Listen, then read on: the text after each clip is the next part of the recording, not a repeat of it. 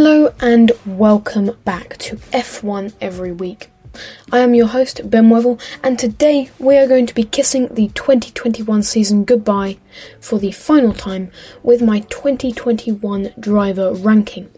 I've been putting this together for a very long time, so feel free to give this episode a like. You can listen to the podcast on a huge number of streaming platforms, including Spotify and Apple Podcasts, all linked below.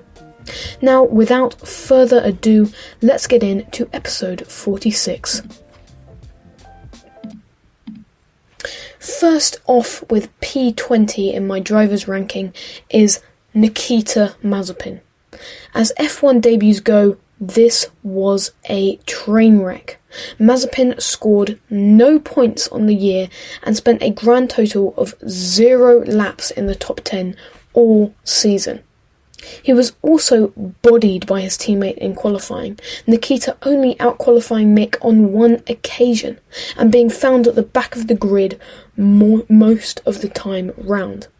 His best finish of the season was a P14 in Azerbaijan, when 4 cars retired, and the only cars behind him were Lewis Hamilton, who, as we know, succumbed to brake magic, and Nicholas Latifi, who was forced to perform a drive-through penalty as he did not come into the pit lane when asked. It may seem unfair for me to blame Nikita for this year, which was a complete write-off for Haas, and it can be demoralising to arrive in the sport in an entirely uncompetitive car, but the Russian only proved further that he does not deserve the seat in the sport, which of course has now been taken away from him, as he often committed acts of dangerous driving, especially in practice and qualifying sessions, and regularly did not adhere to blue flags. For me, Nikita Mazepin made the sport less enjoyable to watch in 2021, and I am glad that he will no longer be participating this season. In P19, unfortunately, is Antonio Giovannazi, who seemed to be well under both mine and probably his own expectations this year. Despite bringing the qualifying pace with 12 Q2 appearances and even getting into the top 10 on qualifying day 4 times with a highest performance of 7th, he was unable to match the pace in the race itself, only able to garner 3 points on the year and often falling behind the midfield pack mid-race. I can see why Alfa Romeo decided to look elsewhere for this season. We all expected him to at least beat Kimi, whose performances have entirely dropped since his arrival at Alfa Romeo, but he was unable to live up to this. It was a poor year for him, and I expect to see more in Formula E. In P18 comes the Iceman. It was a poor season for both Alphas this year, and despite Kimi's highs being higher than Antonio's, the qualifying pace was dismal, Kimi unable to break out of the bottom 5 on 8 occasions. To add to this, there was some seriously questionable racing from him at times, such as the very freak last lap accident between himself and Sebastian Vettel in Austria, his start-finish straight crash with Antonio Giovannazi in Portugal, and his spin-out from a points-paying position in the US Grand Prix, just to name a few.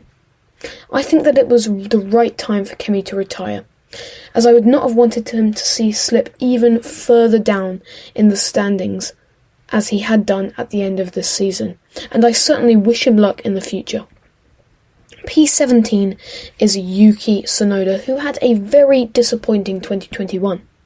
There was plenty of hype around him, which was brought to its peak with his P9 finish at the first round in Bahrain, where he battled some seasoned F1 veterans such as Vettel and Alonso, but this soon subsided and was brought to a crashing halt at the next race in Italy, where he binned it in the wall in his first qualifying run. This incident would set a precedent for what was to come, and it was not pretty. Yuki is, to put it nicely, destroyed in his head-to-head with Pierre Gasly, only out-qualifying the Frenchman once all season and falling 78 points behind him, who had a tally of 110. His, let's just say, flavourful language choice is never a great sign, especially from such a young driver. The plethora of errors can easily be explained away as rookie mistakes, and the P4 finish at the end of the season was certainly a high point, but I want to see a lot more from Yuki this year. Similarly to Tsunoda, Latifi got rocked by his teammate George Russell this year, being outqualified 20 times by the Brit as well as 14 times in the race, discounting DNFs, which is why he is in P16.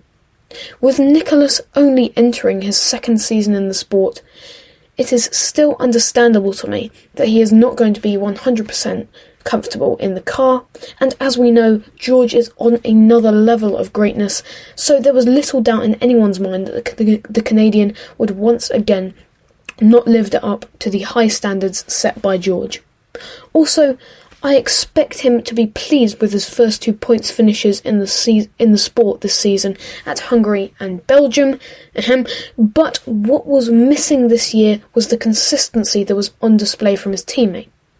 Latifi made only 5 Q2 appearances compared to George Russell's 14, and I hope to see much bigger things this year to prove that he is not just a paid driver. Next in P15 is Mick Schumacher, who, as I have previously mentioned, destroyed his teammates week in, week out. And though it is difficult to properly compare the two in their uncompetitive machinery, it is clear that Mick had the upper hand on almost all race weekends.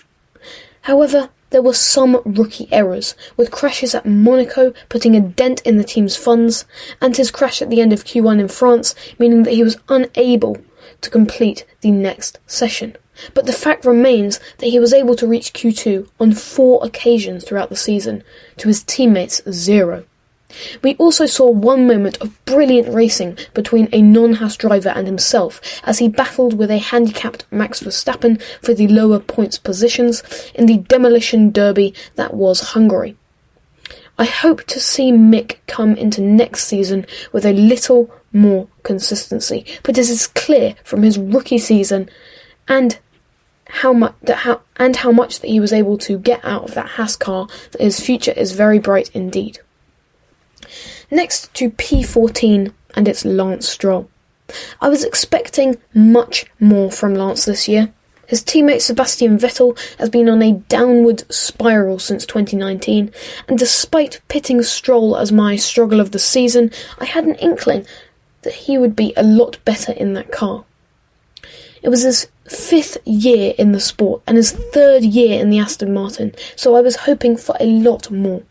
Lance ended up behind Seb in the driver's standings in 13th, with only 34 points to his name, 41 down on his previous year's tally, which had 5 fewer races than 2021 as well, be that in a much more competitive car. There is an argument that can be made that Lance was much more consistent, with 9 points finishes to Seb's 6, but Vettel's highs were much higher than Lance's, with 2 podiums, regardless of one of them being discounted, a testament to this. I wanted to see Lance up there in the mix for podiums at least once, but his poor qualifying performance and his inability to jump on opportunities have meant a very mediocre season for the Canadian. Once again, I hope for a lot more. Next, in P13, unfortunately, is Valtteri Bottas. Entering his 5th year with Mercedes, I expected him to be at least somewhere in the vicinity of Max and Lewis, but he was once again annihilated by the both of them, rarely straying outside the top 3, but then again rarely breaking above the bottom step of the podium at the same time. He only took 1 victory all season, compared to Lewis's 8, and let's not forget that Valtteri was 5th in the championship until Great Britain. That's 10 rounds in. Frankly, it was only Lando Norris flatlining from Britain to Italy that saved him from staying there. As well as his below-par start to the championship, his racecraft was completely missing this year. The Finn often unable to hold up Max Verstappen to aid Hamilton's championship fight, such as in Russia, Portugal, the Netherlands, Brazil and more.